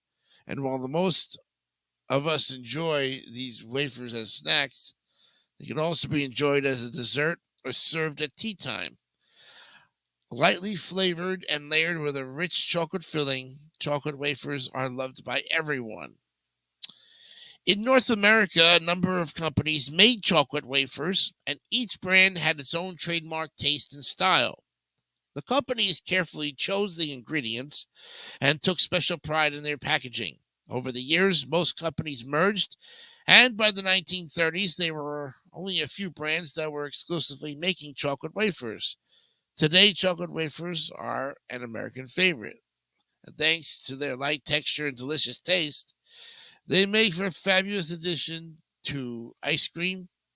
Bakers also swear by chocolate wafers as an ingredient in cakes and cheesecakes, and crushed wafers added an interesting texture to pies and tarts. Decorating with wafers is a common practice, and they truly make a dish look more inviting. And while chocolate wafers are a popular snack, the most famous chocolate wafers are Kit Kat. You know, Kit Kat is a delicious combination of chocolate and wafers that are popular in America and in quite a few other countries too. Another version of the chocolate wafer that we consume regularly is the chocolate waffle cone. Creameries serve ice creams in these waffle cones. And when you finish with the ice cream, you have another treat waiting for you. Unlike other varieties of cookies and biscuits, wafers are quite difficult to make at home, and that is probably why they sell so widely at supermarkets. Well, here's the trend of the timeline. The 15th century, it starts as chocolate as a currency. Back, the Aztecs used chocolate as a currency back when they were miners and everything too, as well. They would pay for things with chocolate. So, 15th century, unbelievable. Then we go to 1847 for the first chocolate bar, and it's not a Hershey's.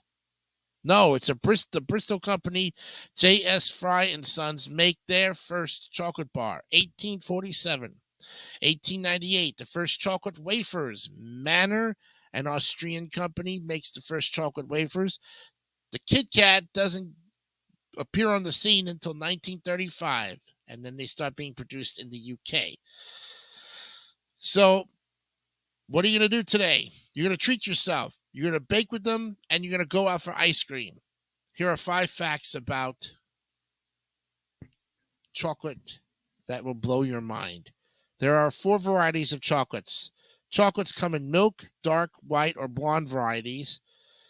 The chocolate industry makes approximately $110 billion per year. Very rich. Chocolate bars can be huge. The largest chocolate bar ever weighed was over 12,770 pounds. Dark chocolates have high caffeine content, and they can have as much caffeine as a can of Coca-Cola. And there's a special day dedicated to chocolates. World Chocolate Day is celebrated on July 7th. So next week, it'll be available to indulge all of this great stuff. Well, it's time now to bring my buddy on. So let's go ahead and get Mr. Tom Willis right now. Here he is. Yo, what is up? How you doing? Oh, fantastic. Long time no see. Yes, it's been a very long time. Thank you for having me on here today. Oh, it's always an honor and pleasure, and you're looking fantastic. I like the new hairstyle, man. What's up with that? Well, I'm going to be cutting it soon because it's summer and it's getting hot. But yeah, this is basically because I've been swamped with work, trying to get the new shows on the road. I haven't had a chance to get a haircut. Plus, it's expensive to build a studio, so haircut kind of became on the wayside. Well, it's like your new trademark, you know. That's true. That's fair. Right. Well, how is the new studio? It looks fantastic from the side view here. Yeah, I can show you one more view. This is the other angle right here. Fantastic. Yeah, this is the main angle that I think people normally would see right here. Yeah. But yeah, so this is kind of like what I've been working on for presentation and stuff. But I do want to say thank you for having me on here today. Can I promote your show? I know I'm here to promote my show, but can I promote your show? Go for it, bro. This is the most underrated show on all of David 3000 Network. I just want to say this. You learned so much here today. Today, I learned that if you go to the airport, you might lose a limb. I mean, that's very true. I heard that it's rough at airports, but that's ridiculous. That's absurd, beyond rough. Yeah, and of course, like I said before, the guy who paints with cow dung is a real interesting on News of the Weird. That was one of the funniest things I ever saw. That's crazy. Pictures, but I didn't know that cow dung loses its scent after it completely dries. So that's very interesting too.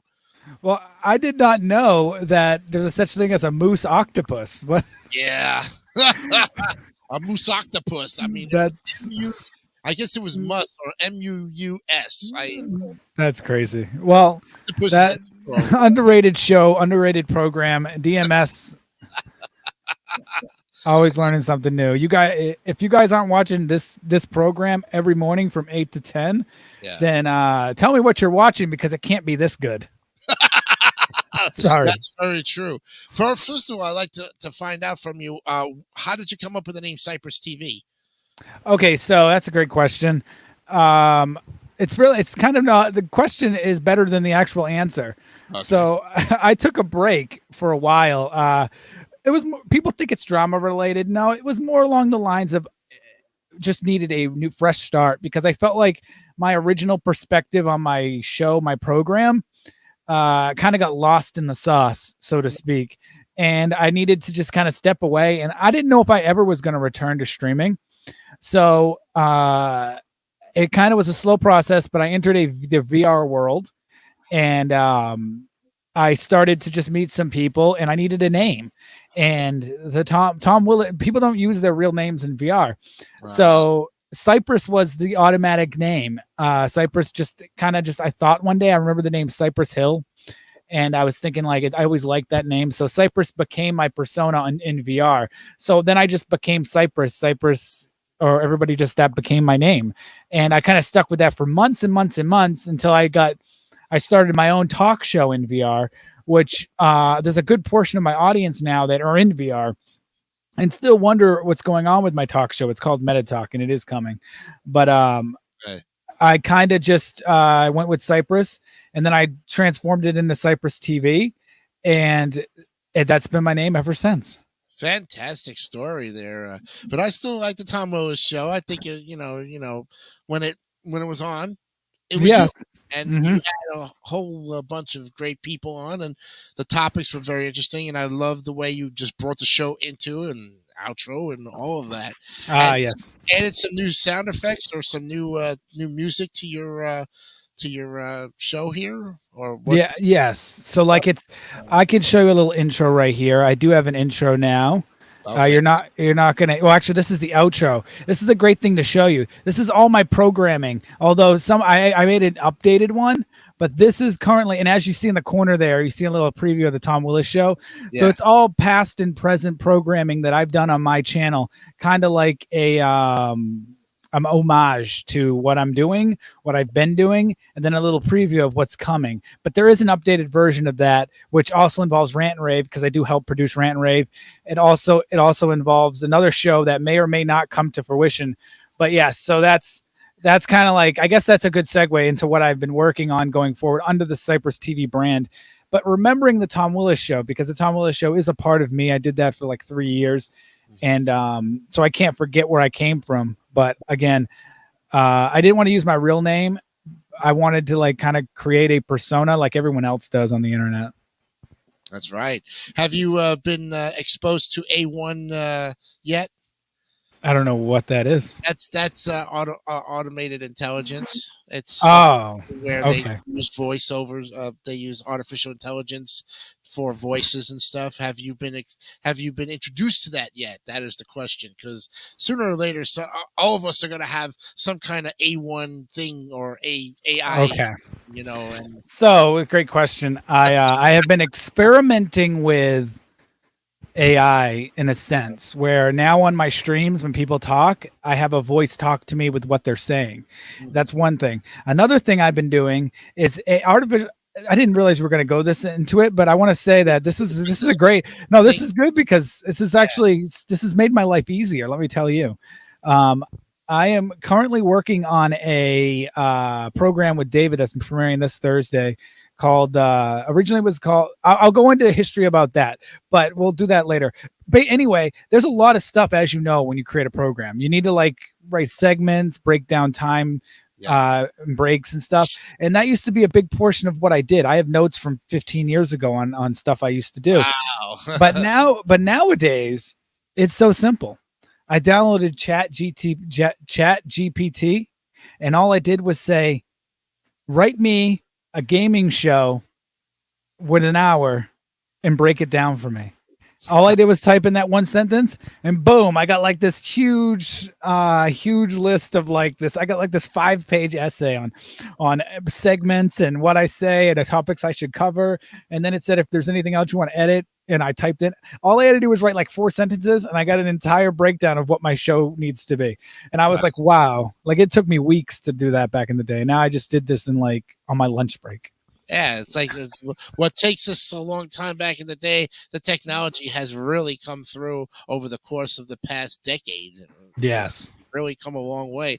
I must say, when you thought about building the set and everything, because I love the way it's just set. It's so futuristic. It looks like you're in a time warp. Yes.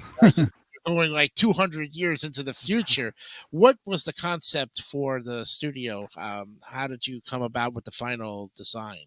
All right, so this is a great way. Let me take advantage of my wired mic, and I can actually take you around the studio real quick, because you can get a better perspective. And this would be the first time I've actually taken somebody live around the studio. So let's do this. So we're gonna give you the solo layout here. Oops. I'm gonna put you up there. All right, so solo layout for the change. As you can see, this is kind of I kind of wanted to entrap it with soundproof foam. I kind of wanted to kind of isolate myself, and then right there, I kind of put my mixer right above my keyboard, so I have easy access to changing commands.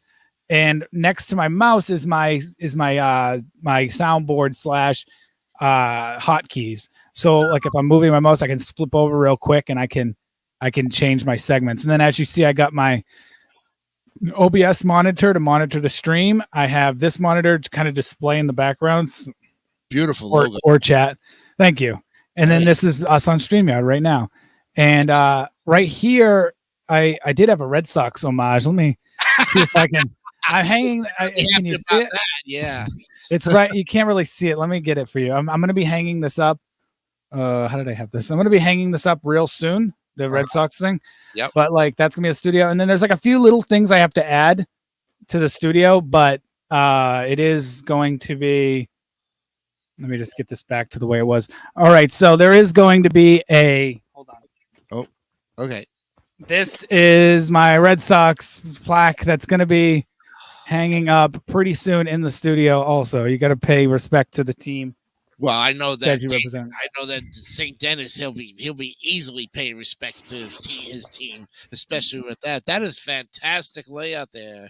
Thank you. Wow, that is great, and it's all soundproof. So basically, yes. Oh, and then soundproof window, so you don't see it, but this is actually a window to the outside world. Oh wow! Yeah, and this fan will, because it's hot, how it is. Yeah. Now. But yeah, this is kind of but this is light proof, so the studio can stay dark. But it's also supposedly soundproof, but I don't know how well that is because I have the fan in and it's blowing everything into the room. It's the window's open, so I don't know how well soundproof is going to work. But the light was the main thing. I wanted the light to be able to not come into the room, but I still wanted the studio near a window.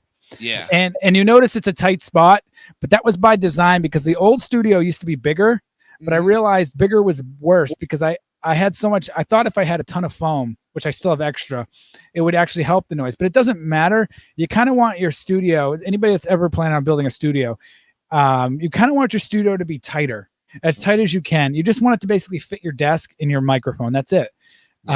During COVID, a lot of radio personalities and voice record people that do voiceovers, they actually made their closets into studios during that brief time they were stuck at home. So yeah, the tighter the better. And so people might think that's a tight spot on purpose, though. I did that on purpose. Yeah. Well, it's a fantastic layout, Tom. I really am excited for you. And it probably keeps it with dark and cool too. So that yes, because I think your machinery gives off a lot of heat too. Oh, definitely, yes. Yeah. So, any crashes? By that I mean, you're in the middle of a episode and everything just went. Yeah. So back in the day, this happened a lot. Yeah. I figured out. So basically, now this entire studio is on its own circuit breaker. Very good. I have a long cord that I isolated which breaker had the less power on it, and my house layout is weird, and it just so happens that this only shares the same breaker as a bedroom, but that bedroom only doesn't have a TV; it just has a light. So I'm just going to use that breaker. So I ended up running the extension cord into that room, and that's really the only way to do it. If you have a studio, you should unless if you live with a bunch of people. If you're alone, it doesn't matter. But if you do have a family and you want to do a show, it's best to find the least amount of wattage going to a certain breaker. Like, you don't want to hook your studio up to your kitchen breaker, because that'll so you want to kind of isolate the least amount of voltage per usage, and then you hook up everything to that breaker. Although I could see you putting a refrigerator in your studio, so that way you have easy access to. I did consider putting one right underneath right underneath here. There's a little spot that could fit one. Not gonna lie. See, because then that way you wouldn't have to worry about. Oh man, I'm so thirsty. But I just gotta have my water here, and just. My stream would love it too. They always yell at me because I don't drink enough. But then I gotta get up and get water, so I'm just like, I'll get it in a minute, and then I forget. That's right. What time are you on for your programs during the week? So as of right now, it's just going to be. So here's how my schedule works. Yeah. I do rant. I basically Wednesday night is my stream. Basically, all I do in my stream is I will play the latest games, and I'll talk to chat and update people on how my channel is going. That's kind of like a chill vibe. It's never really planned. It's just me sitting down, playing games, talking to the community. That's all it's designed for. And then the next night I help produce Rant and Rave with the crew over there. And then immediately following that, I'm going to start doing a show called The Gaming Buzz. Ooh. And that is going to be a new program, and it pays homage to my original program from 2008, which I'll go into in a minute. And that's going to be news, controversy, Twitter, looking at different topics. We'll review. We'll spotlight a random game. We'll pick a year and we'll spotlight a random game. I have tons of games right here. 1998. As you can see, these are the top games of 1998. I'll kind of pick a random game, from whatever year. I have all these years just basically written down. I wrote all this, and we'll basically highlight a game. We'll talk about it. So we do a little bit of retro, a little bit of current, and we'll explore different stuff doing that. And then I basically prepare the next show. And then that show will be live on this channel right here, the David 3000 Network. But then it'll immediately the next day premiere on my channel, not live, obviously, and on Spotify if you just want to listen to the audio version of it the next day. Yeah, because you're still on Spotify with everything. That's good. Yeah, well, it used to be Anchor, not anymore. Now it's not anymore. Podcasters. I know it's like, but it's still changing its format and trying to get those 100 unique listeners out there. They're just trying to make it harder for us to get monetized. He disconnected.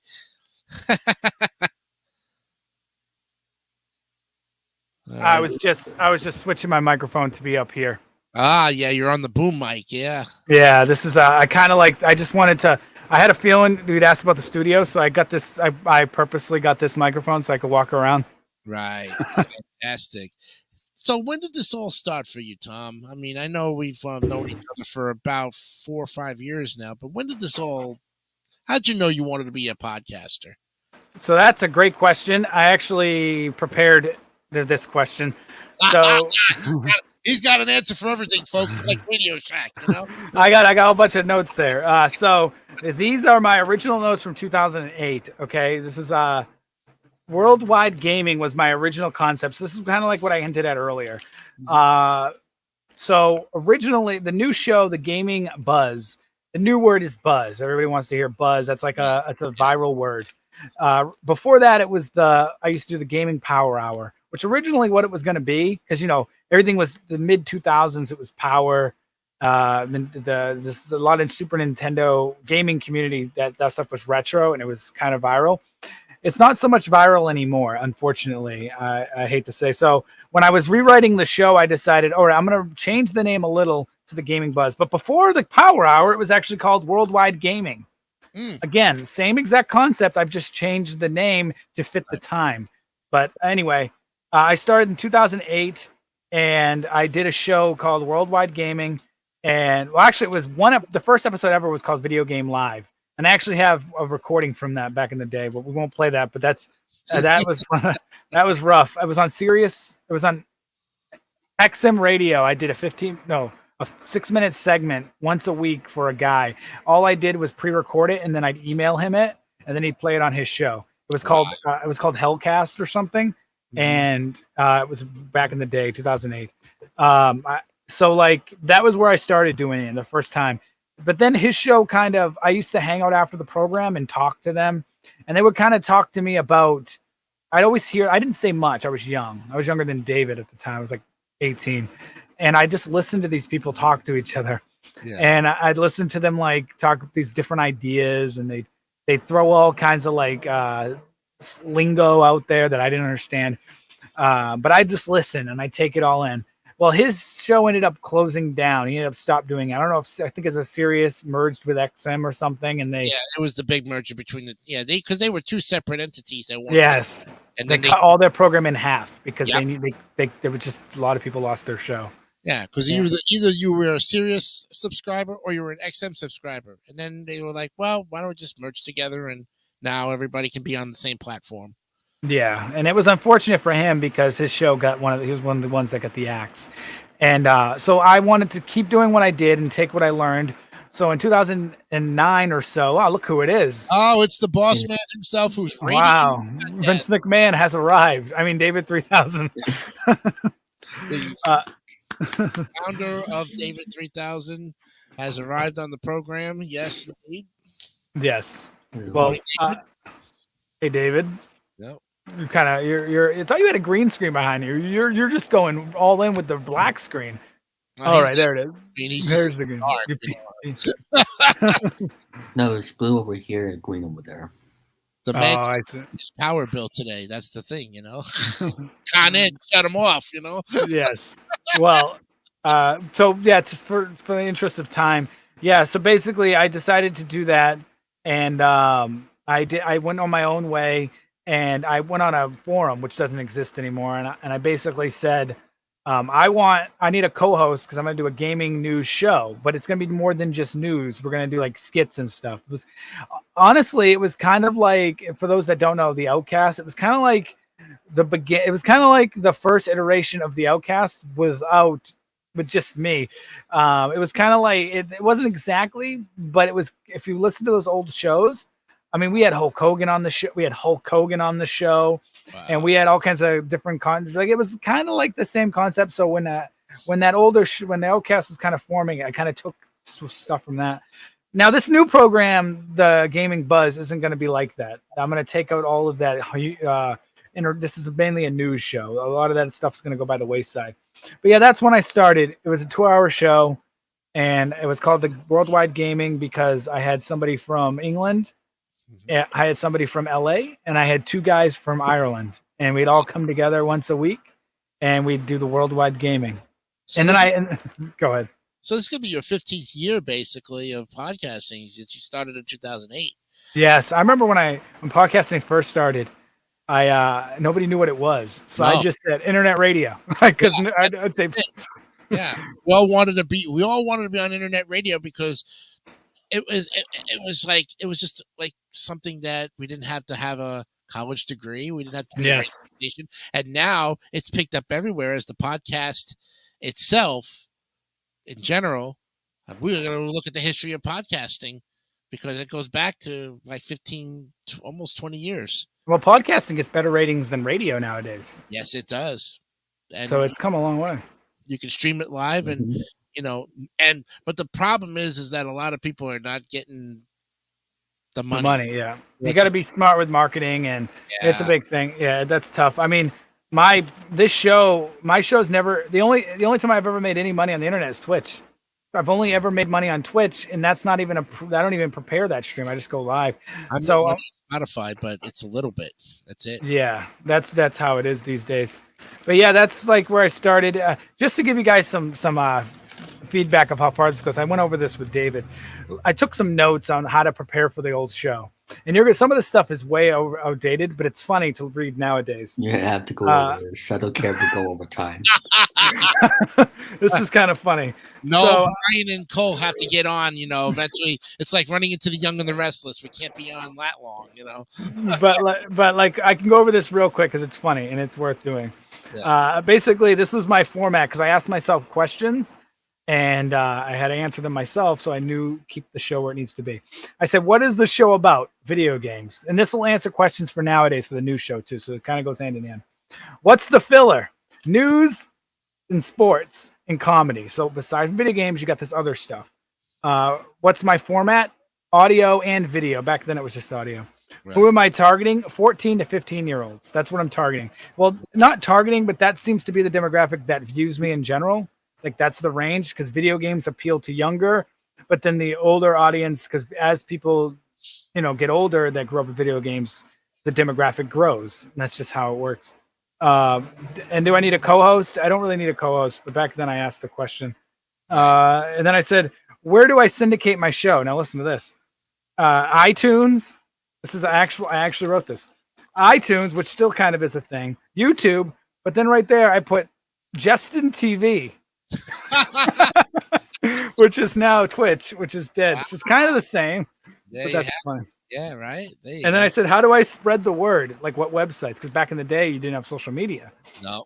So where do you go? You go to internet forums. That's how you do it. So I got Xbox.com, PS3.com, which it's dead. Now we're talking about the PS5. Still streaming on PlayStations to this day. This is true. Not a dying thing, Sometimes things they die off. No, everybody's got a PlayStation is still streaming from their PlayStation. Yes. But what is a dying thing is MySpace. Oh yeah. And Google Plus. I had a MySpace page. It was fun. Yeah, that's what they said. That's what they said. They said for me to go on. That's where I said I was going to promote it on MySpace and Google Plus. That's ridiculous. But yeah, there it is. That is my old notes from back then, which is kind of funny. I mean, a lot of this stuff is like right here. The equipment I said I needed back then was a GTX 280 with 1 gigabyte, Windows 7. This is stuff that I actually wrote and I'm still running Windows. I'm running Windows 7 on this computer, and it's crashed only when it decides it wants to. You must be running Windows 11 on your new system now. Yes. And I also this is a GTX 280. I have a GTX 3080 now with 10 gigabytes. It's like it's 90% more gigabytes than that. But this was like back then. This was like the top. This was like the high quality system. Like this was. But now times change and technology advances really fast, so it's hard to keep up. But yeah, that's the program. That is a fantastic timeline there, Tom. That just to keep great notes on your past and we're able to bring it to the table and say, hey, this is where I started from. I'll never forget it. Yeah. We appreciate you coming on and sharing these fantastic stories with us, And of course, hey, me and David got to get on your program to promote the David Network. I also have to promote my YouTube channels as well. So we have some after meetings to talk about with you. So yeah, I mean, I do that Wednesday. I do the Wednesday show where it's a chill vibe. Anybody's allowed on. I sometimes open up the lines just freely. So yeah, if you guys want to come on, yeah. Yeah, how is talking with people on the phone? How do you get a good connection with Okay, that's a good question. So my mixer has a audio in. So if I actually physically want to connect my phone, I can find it.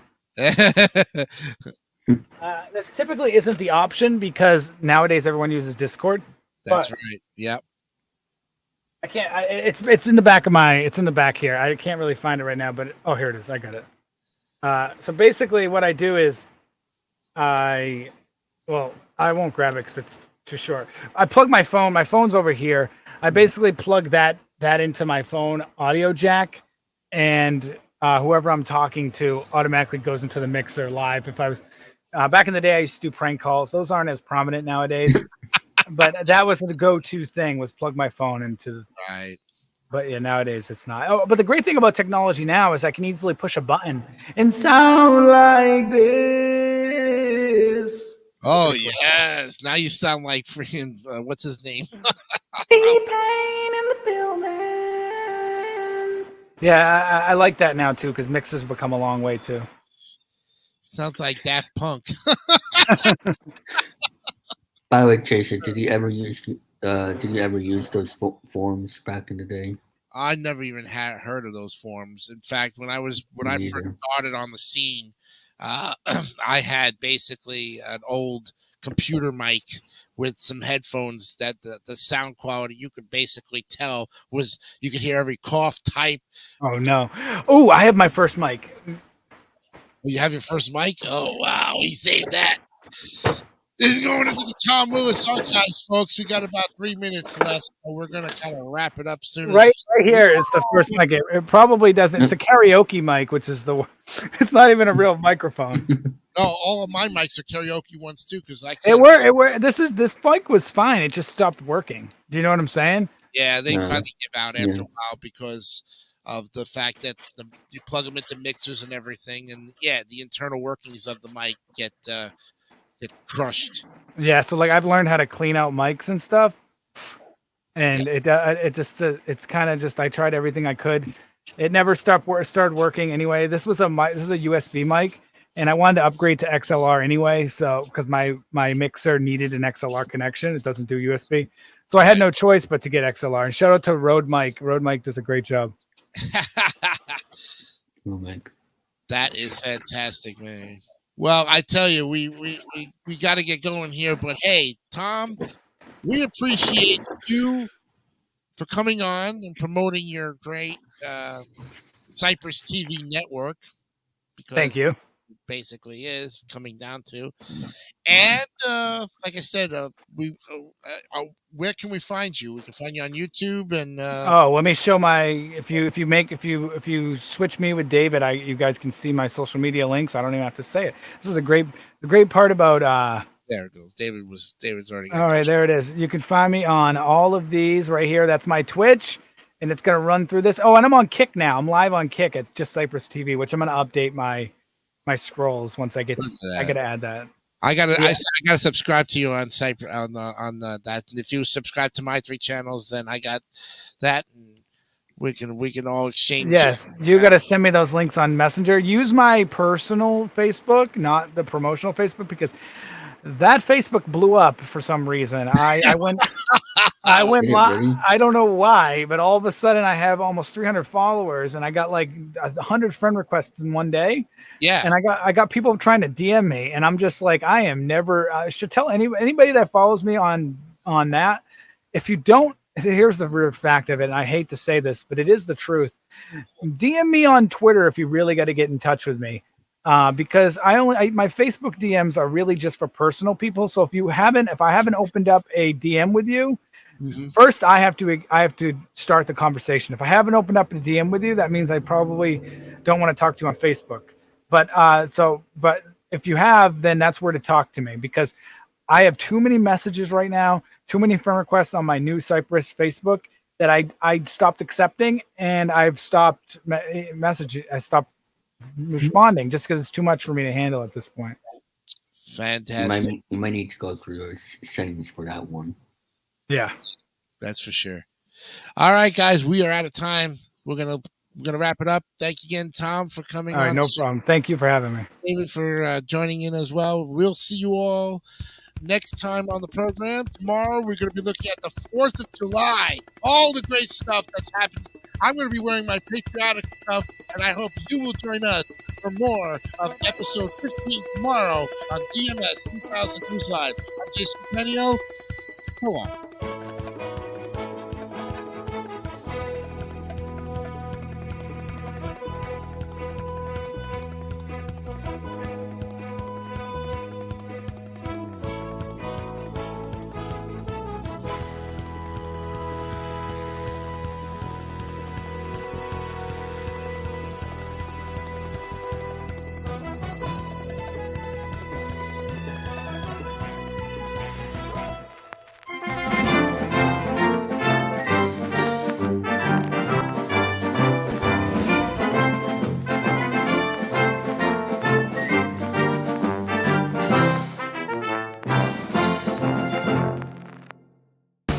Don't forget to subscribe to the 3000 Network for great more content like this one.